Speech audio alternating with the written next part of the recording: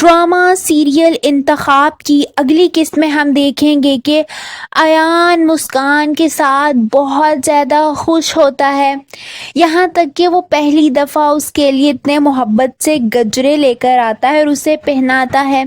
یہ سب کچھ دیکھ کر مسکان تو جیسے ہواؤں میں اڑ رہی ہوتی ہے، اس کی خوشی کی کوئی بھی انتہا نہیں ہوتی۔ وہ دونوں اب ایک دوسرے کے ساتھ ایک مکمل زندگی شروع کرنے والے ہوتے ہیں۔ وہی ہم دیکھیں گے کہ زارون چاہتا ہے کہ اس کے بچے ہوں، مگر موہنی کو بچہ نہیں چاہیے ہوتا، اسے بچے بالکل بھی پسند نہیں ہوتے۔ وہ بہت زیادہ غصہ ہوتی ہے اور غصے میں خود سے کہتی ہے کہ بچے کے نام پر زارون میرے پاؤں میں زنجیریں ڈالنا چاہتا ہے، کیونکہ اسے لگتا ہے کہ اگر ایک دفعہ بچہ ہو گیا تو اس سے اس کی آزادی چھین لی جائے گی، کیونکہ موہنی تو ہوتی ہی لالچی ہے، وہ صرف اور صرف زارون کے ساتھ پیسے کے لیے ہوتی ہے۔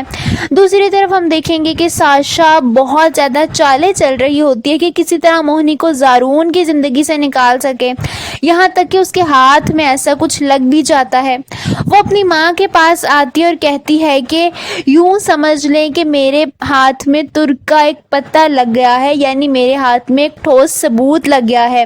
وہ اپنی ماں کو موہنی کے خلاف کوئی ثبوت دکھاتی ہے، جس پر اس کی ماں بھی بہت زیادہ خوش ہو جاتی ہے۔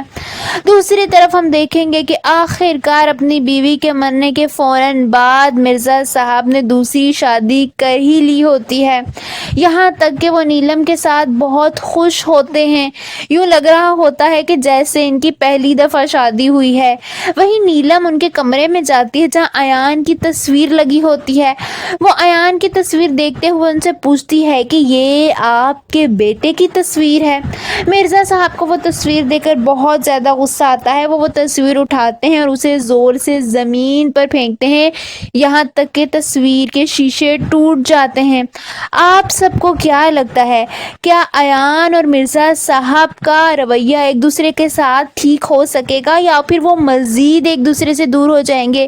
کیا مرزا صاحب کو ان کی غلطیوں کا احساس ہو سکے گا؟ کامنٹس میں اپنی رائے کا اظہار ضرور کیجیے۔